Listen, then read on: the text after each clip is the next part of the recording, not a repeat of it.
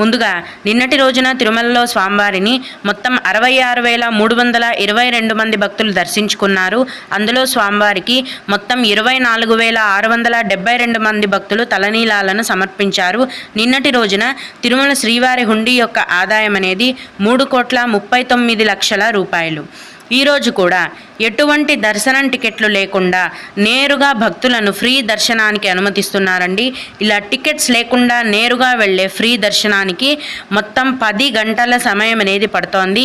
అలాగే తిరుపతిలో ఇచ్చే సర్వదర్శనం టోకెన్లను తీసుకొని దర్శనానికి వెళ్ళే వారికి దర్శనానికి 5 గంటల సమయం అనేది పడుతోంది. 300 రూపాయల దర్శనం వారికి మరియు 500 రూపాయల దర్శనం వారికి దర్శనానికి 4 గంటల సమయం అనేది పడుతోంది. ప్రస్తుతం తిరుమలలో భక్తుల యొక్క రద్దీ అనేది సాధారణంగానే కొనసాగుతోందండి.